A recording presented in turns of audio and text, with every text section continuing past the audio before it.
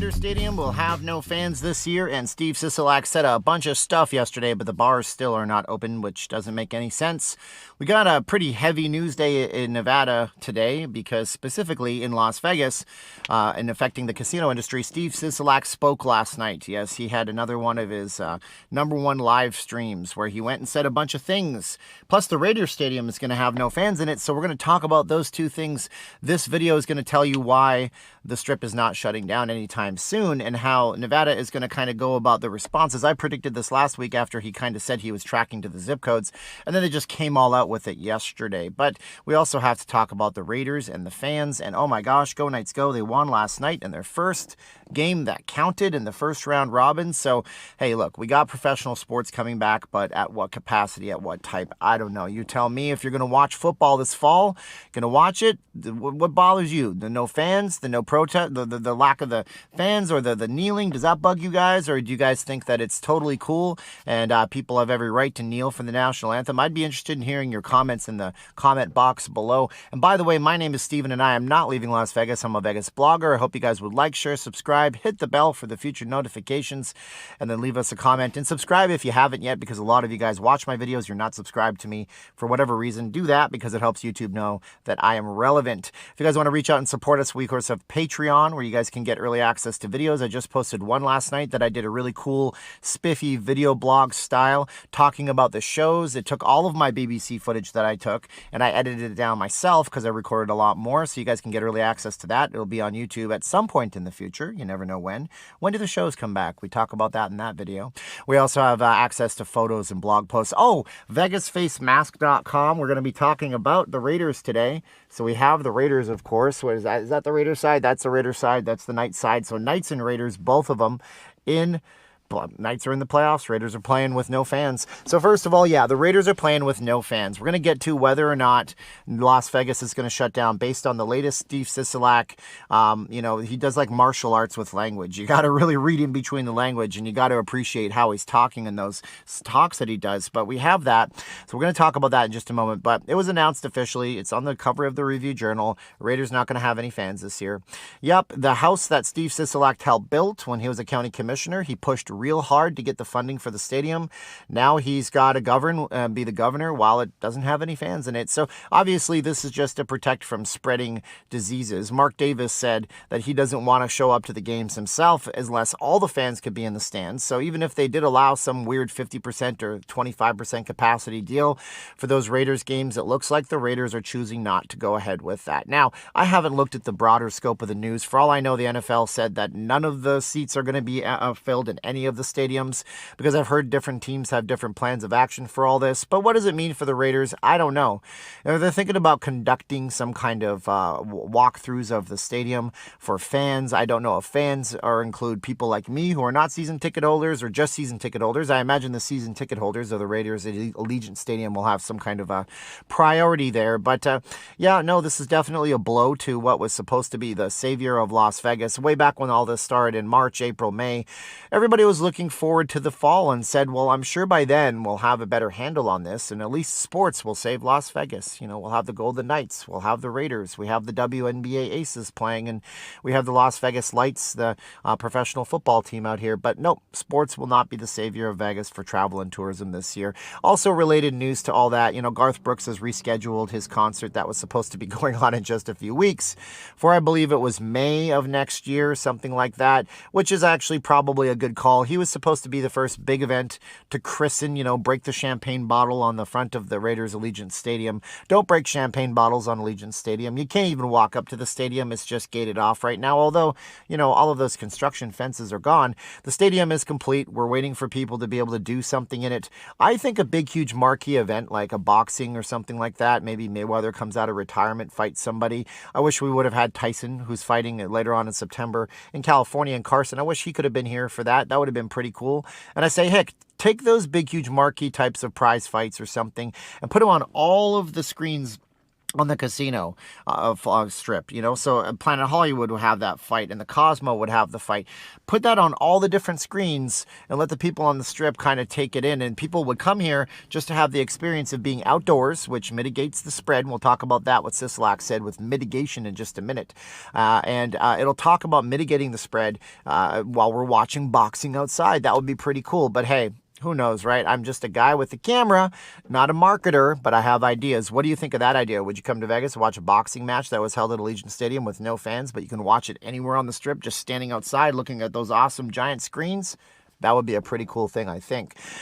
So, yeah, we're done with that. We got to move on to Mr. Steve Sisolak, Governor Steve Sisolak, the Right Honorable Governor Steve Sisolak, who last week, when I did my update on the whole entire, is the state going to close, the state of affairs, no pun intended, total pun intended for the state of Nevada.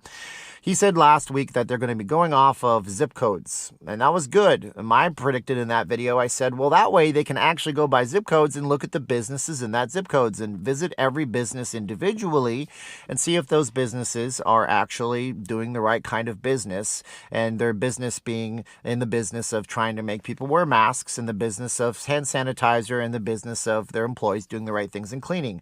I tried to say business a whole bunch. I did it on purpose. I did pretty good. Anyways, so he said yesterday in a live stream conference that they're going to look at those specific zip codes. We're not really going to do a phased-in approach anymore, it doesn't sound like. I think the phases are all out of the window, which I'm sure at the start of all this, when he said, how many phases are there? I don't know. What phase are we in? I'm not sure. When did we start? Maybe yesterday. I'm sure it'll come back and they will, as politicians of both sides of the political aisle, both sides, okay, R's and D's, they do the same thing. I'm sure that they will rewrite the history to make it sound like this was something he planned on doing at the beginning of things. But no, we're out of our phased approach, it sounds like. He said that what we're going to do is we're going to investigate specific businesses. Now, if it looks like the nursing homes are a big problem, we would close down the nursing homes. If it looks like it's a restaurant issue, we would close down the restaurants.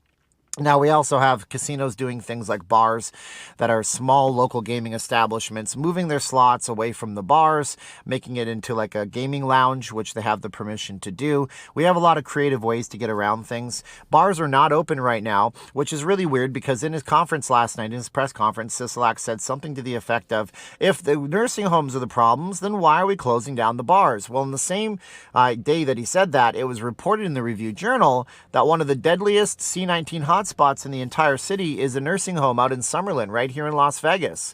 So my question to the governor is, are you going to change your stance? Are you going to open up the bars? Because the bars are largely 100% compliant. I could see we going to a point where maybe the casino bars are not allowed to open because that's a whole lot of traffic in a casino on a weekend especially. But a local gaming establishment that has a capacity of maybe 200, where they can actually count how many people are in the establishment at one time and limit it to 100, where all of the employees can be counted on one hand. You know, you have a couple of people at the bar, you have a couple of food servers, where you can actually see that these people are doing the right thing. Sounds like it might be time to open up those bars, but we'll see if he does. So looking at specific industries, because we're looking at zip code data, that sounds fine and dandy like cotton candy to me, but it seems like this is something that we should have been doing way in the past. However, we do have to give credit where it's due to how they've handled everything. When you start off with something, it's kind of like you walk into an absolute natural disaster area. You know, the biggest typhoon in the entire world has just blown through. It's a day later. You don't even know where to start, you know, and eventually you have to go and pick up the pieces.